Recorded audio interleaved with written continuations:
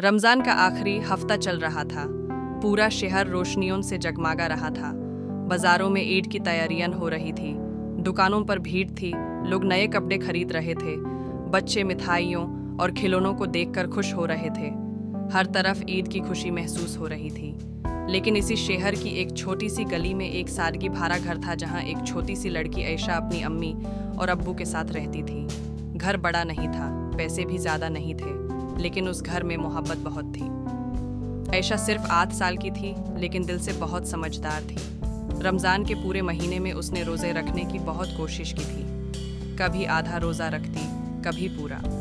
जब उसे प्यास लगती तो उसकी अम्मी प्यार से कहती थी कि अल्लाह नियत देखता है, और अगर नियत साफ हो तो छोटी सी कोशिश भी बड़ी इबादत बन जाती है।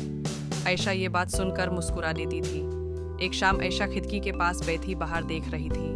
सड़क पर उसकी कुछ सहेलियां जा रही थी और ईद के नए कपड़ों के बारे में बात कर रही थी। एक लड़की कह रही थी कि उसने गुलाबी रंग की ड्रेस ली है, दूसरी कह रही थी कि उसने नए चमकदार जूते खरीदे हैं, और तीसरी खुशी से कह रही थी कि उस बहुत सारी ईदी मिलने वाली है।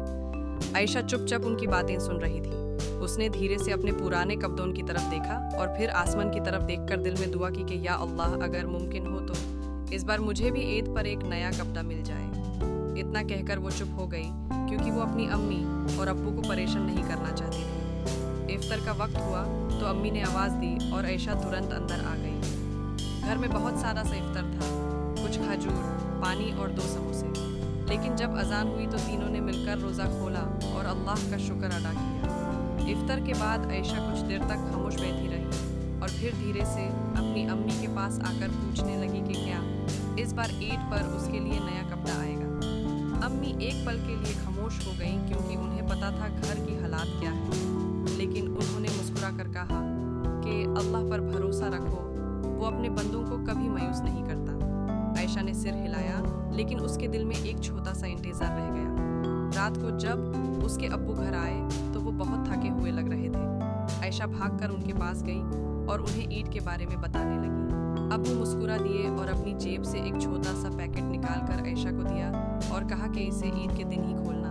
आयशा की आंखों में चमक आ गई। उसने पैकेट को अपने पास संभाल कर रख लिया। उस रात वो सोने से पहले चुपचाप अल्लाह से दुआ करने लगी कि या अल्लाह, मेरे अम्मी अब्बू को हमेशा खुश रखना, क्योंकि वो मेरे लिए बहुत मेहनत करते हैं। धीरे धीरे रमज़ान का आखिरी रोज़ा भी गुजार गया और चंद रात आ गई। शहर में हर तरफ रोशनियां थी, बच्चे मेहंदी लगवा रहे थे, घरों में मिठाइयाँ बन रही थी और लोग ईद की तैयारियों में लगे हुए थे। आयशा भी अपनी अम्मी के पास बैठी उनके हाथों में मेहंदी लगते हुए देख रही थी। अम्मी ने प्यार से आयशा के हाथ में भी थोड़ी सी मेहंदी लगा दी। आयशा बहुत खुश हो गई और फिर वो रात को जल्दी सो गई, क्योंकि उसे सुबह ईद का इंतज़ार था। आखिर ईद की सुबह आ गई। फजर की अजान हुई और घर में एक अलग सी खुशी महसूस होने लगी। अम्मी रसोई में मीठी सेवैयां बना रही थी और पूरे घर में उसकी खुशबू फैल रही थी। आयशा जल्दी से उठी और उसे याद आया कि अब वो अपना छोटा सा पैकेट खोल सकती है। उसने जल्दी से पैकेट खोला और देखा कि उसके अंदर एक बहुत सुंदर हरा रंग का कपड़ा है। आयशा खुशी से झूम उठी और भागकर अम्मी को दिखाने लगी। अम्मी की आंखों में आंसू आ गए, लेकिन वो खुशी के आंसू थे। आयशा जल्दी से तैयार हुई। उसके हाथों में मेहंदी थी, चेहरे पर मुस्कान थी और दिल में बहुत खुशी थी। वो बाहर निकाल गई, जहां हर तरफ ईद की खुशी थी। लोग एक दूसरे को गाले लगाकर ईद मुबारक कह रहे थे। बच्चे खेल रहे थे और हर चेहरे पर मुस्कान थी। तभी आयशा की नज़र सड़क के किनारे बैठी एक छोटी सी लड़की पर पड़ी। वो लड़की पुराने और फाटे हुए कपड़ों में थी और चुपचाप लोगों को देख रही थी। आयशा उसके पास गई और उससे प्यार से पूछा कि वो ईद क्यों नहीं मना रही।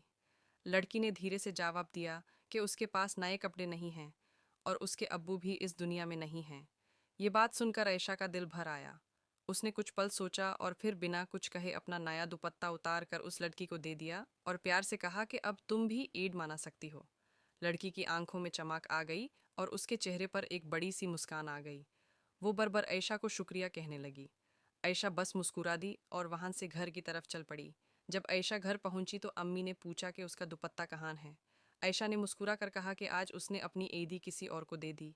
अम्मी ने उसे जोर से गाले लगा लिया और उनकी आंखों से आंसू निकल आए। अब्बू भी पास खड़े थे। उन्होंने प्यार से आयशा के सर पर हाथ रखा और कहा कि आज तुमने हमें सिखा दिया कि ईद की असली खुशी नए कपड़ों या पैसे में नहीं होती, بلکہ کسی اور کے چہرے پر مسکان لانے میں ہوتی ہے۔ اور اس دن عائشہ کو سمجھ آ گیا کہ دنیا کی سب سے خوبصورت عیدی وہ ہوتی ہے جو کسی ضرورت مند کے دل کو خوشی دے دے، کیونکہ جب کسی کے چہرے پر مسکان آتی ہے تو اللہ بھی اپنے بندے سے راضی ہو جاتا ہے۔